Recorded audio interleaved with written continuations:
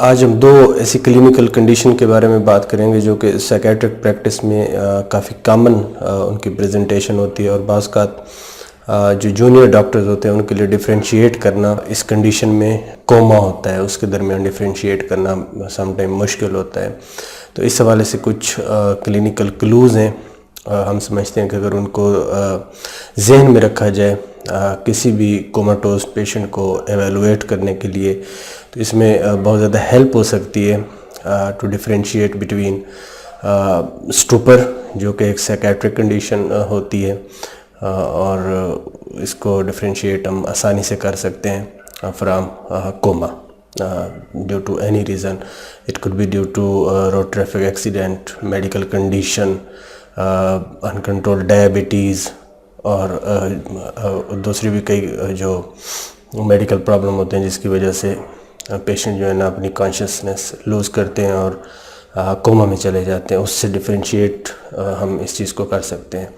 तो आइए इस तरफ हम वापस आते हैं कि जी जो स्टूपर होता है जिसको हम साइकेट्रिक व्यू पॉइंट से समझना चाह रहे हैं, तो उसकी कितनी किस्में होते हैं।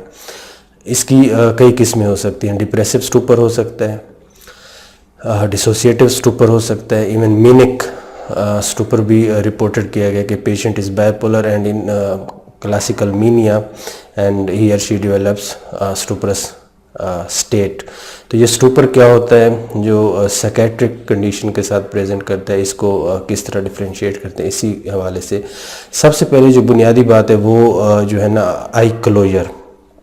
जो हमारे पास स्टूपरस पेशेंट आते हैं जब आप उनको देखेंगे तो वो भी बिल्कुल लैंग फ्लैट बेड पे जब आप उनको देखते हैं तो बिल्कुल इमोबाइल होते हैं, मूव नहीं कर रहे होते, फ्लैट होते हैं। बज़ाहिर इस तरह लग रहा होता है कि जैसे वाक़यतन एक जो कोमाटोज्ड पेशेंट होता है उसी तरह की प्रेजेंटेशन लग रही होती है। लेकिन फ़र्स्ट ऑफ़ ऑल जब आप आई को देखते हैं तो अगर in case patient has closed his और हर आइज़, तो जब आप इसको ओपन करने की कोशिश करते हैं तो आपको लगेगा कि जी देयर इज़ पैसिव रेजिस्टेंस। आप पेशेंट की आइज़ को ओपन करने की कोशिश करेंगे तो आपको फील होगा कि patient tend to resist. Comatose patient में ये बिल्कुल अपोजिट होगा। कोमाटोज पेशेंट जो है ना वो चूँकि सारी वॉलंटरी मूवमेंट्स जो है ना वो कंप्रोमाइज्ड होती हैं इन ट्रू सेंस, तो वो पेशेंट में आपको किसी किस्म की कोई पैसिव रेजिस्टेंस नहीं मिलेगी। You can open up easily his और हर आइज़। एक तो ये चीज़ होगी। दूसरी जब आप देखेंगे वो होगा eyes movement. In case patient की जो आइज़ हैं वो ओपन है, आप कमरे में जाते हैं एग्जामिन करने के लिए जाते हैं, आप देखेंगे जो स्टूपरस पेशेंट होगा उसकी जो आइज़ होंगी वो मूविंग ऑब्जेक्ट को फॉलो कर रही होंगी एज ए यूनिट। दोनों आइज़ मूव कर रही होंगी एक ही डायरेक्शन में फॉलो करने के लिए। लेट से आप जाते हैं तो आपको फॉलो कर रही होंगी। इसी तरह की और मूवमेंट होती है तो पेशेंट की आइज़ जो है ना वो मूव कर रही होंगी टुवर्ड्स मूविंग ऑब्जेक्ट। जो कोमाटोज पेशेंट होते हैं उनमें अदर वे राउंड होता है। अगर वो आप आइज़ ओपन करेंगे तो आपको वहाँ पे कोई किसी किस्म की इस तरह की मूवमेंट नज़र नहीं आएगी जो कि मूविंग ऑब्जेक्ट को आइज़ फॉलो कर रही हैं। हाँ, उसमें एक और फिनोमेना होता है जिसे हम डॉल्स आई मूवमेंट कहते हैं। वो ये होता है कि अगर आप हेड को एक साइड पे करेंगे तो जो आइज़ हैं वो अपोजिट साइड में एज ए यूनिट डिविएट कर जाएंगी। ये भी एक पॉजिटिव डॉल्स आई रिफ्लेक्स जिसे हम कहते हैं। तो वो भी इंडिकेट करता है कि ये जो पेशेंट है वो ही और she is in comatose state. ये दूसरी चीज़ होगी पर्पसफुल मूवमेंट की। अगर हम बात करें जो स्टूपरस पेशेंट होंगे वो पर्पसफुल मूवमेंट उनकी होती है। फॉर एग्जांपल आप पेन सेंसेशन चेक कर रहे हैं और आपने प्रिक किया किसी एरिया पे, तो वो उस एरिया जहाँ पे आपने प्रिक किया तो वो विड्रॉल एक रिफ्लेक्स आएगा। तो विड्रॉल रिफ्लेक्स जो होता है that is also included in purposeful movements. तो इट मीन्स कि जो पेशेंट को फील हुआ कि एबनॉक्शियस स्टिमुलस लगा तो वहाँ से विड्रॉ करेगा पेशेंट। तो ये एक पर्पसफुल मूवमेंट की कैटेगरी में फॉल करती है ये वाली मूवमेंट। जो कोमाटोज पेशेंट होगा उसमें इस तरह की कोई चीज़ नहीं होगी। आप भले जितना पेन दे दें, जितना स्टिमुलस आप दे लें, इन केस के डीप कोमा है तो patient is unable to have any purposeful movement. ये नेक्स्ट पॉइंट हो गया। आगे ये रिफ्लेक्सेस की बात करें, जो स्टुपरस पेशेंट होगा, ये रूल है कि जी उनके रिफ्लेक्सेस ऑलवेज नॉर्मल होंगे, जितने भी बॉडी के डीप टेंडन रिफ्लेक्सेस हैं वो नॉर्मल होंगे।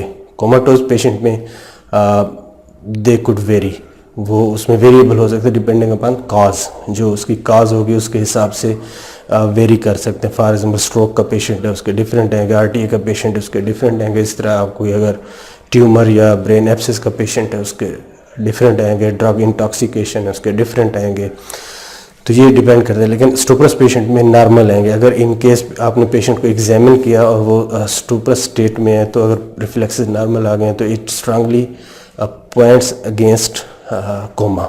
ये चीज़ आ गई। म्यूटिज्म की अगर हम बात करें, जो वर्बल कम्युनिकेशन होती है, mutism is rule in stuporous state. जो स्टुपरस पेशेंट होगा वो ऑलवेज म्यूट होगा। ये नहीं हो सकता कि पेशेंट इज़ कम्युनिकेटिव, पेशेंट बोल रहे हैं, बोल चाल कर रहे हैं, तो आप समझिए कि ये स्टूपर है। बाई डेफिनीशन म्यूटिज्म जो है ना वो integral part of any stuporous state. ये देखेंगे इनकॉन्टिनेंस, यूरिनरी और फीकल इनकॉन्टिनेंस, यानी कि पेशाब का कंट्रोल ना हो पाना, ये स्टुपरस स्टेट में नहीं होगा। इसमें एक जहन में रखने वाली बात, सम टाइम जो स्टुपरस पेशेंट होते हैं they are deeply sedated due to any reason. हो सकता है कि उनको कोई इंजेक्शन लगा हो, उसकी वजह से भी पेशेंट डीप अगर स्लीप में चले गए हैं, डीपली सीडेटेड है, तो उसमें इनकॉन्टिनेंस हो सकती है। लेकिन जो ट्रू इनकॉन्टिनेंस होती है फीकल या यूरिनरी, वो कोमाटोज पेशेंट में उसके चांस ज़्यादा होते हैं। Again depending upon etiology, cause, it could vary. अच्छा, उसके बाद जो नेक्स्ट चीज़ आ जाती है वो बहुत ही अहम है, वो है emotional variability, emotional reactivity. For example जो पेशेंट आप एग्जामिन कर रहे हैं, अगर वो डिप्रेसिव पेशेंट है, you are just on bed side, आप एग्जामिन कर रहे हैं, रिलेटिव से हिस्ट्री ले रहे हैं, तो इट इज़ पॉसिबल कि जी जो patient become tearful and tear just roll along cheeks. ये बहुत कॉमन ऑब्जर्वेशन होती है कि पेशेंट स्टार्ट क्राइंग, जो टीयरफुल हो जाते हैं उनकी। ये भी देखा, ये कोमाटोज पेशेंट में इस तरह की इमोशनल रिएक्टिविटी नहीं होगी। इसी तरह अगर मेनिक पेशेंट है तो आप एग्जामिन कर रहे हैं तो आप देखेंगे कि हो सकता है कि पेशेंट बिकम मिस्चीवियस, एक मिस्चीवियस और एक स्माइली फेस, जो है ना उसकी फेस पे एक स्माइल, हल्की सी स्माइल आना शुरू हो जाती है, तो it points towards emotional reactivity, emotional variability, which strongly points against coma. ये फेवर करता है स्टुपरस पेशेंट को। एक और चीज़ होती है जिसे हम कहते हैं एकैनेटिक म्यूटिज्म। ये एक प्योर न्यूरोलॉजिकल डिसऑर्डर होता है। इसमें यह होता है कि patient is in locked state. ये बुनियादी तौर पे जो ब्रेन स्टेम और डेंसेफलन का एरिया है, वहाँ पे जो लीजन आ जाती है, तो किसी भी वजह से वहाँ पे एक कंडीशन डेवलप होती है। ये बिल्कुल टोटली डिफरेंट होती है और it is dealt by neurologist, और इसकी ट्रीटमेंट, इसकी प्रोग्नोसिस और इसकी मैनिफेस्टेशन भी डिफरेंट होती है। तो ये चंद खसूसियात थी, चंद फीचर्स थी। हम समझते हैं कि जितने भी हमारे जूनियर डॉक्टर्स हैं वो इनको ज़रूर ज़हन में रखें जब भी किसी इस तरह का पेशेंट आप इवेलुएट कर रहे हैं, आप देख रहे हैं, क्योंकि इसकी जो ट्रीटमेंट है और मैनेजमेंट है वो ग्रासली डिफरेंट हो जाती है। बिल्कुल अलग एक ट्रैक पे आपको जाना होता है। इन केस पेशेंट कोमाटोज है तो obviously you have to rule out any underlying medical और सर्जिकल कंडीशन।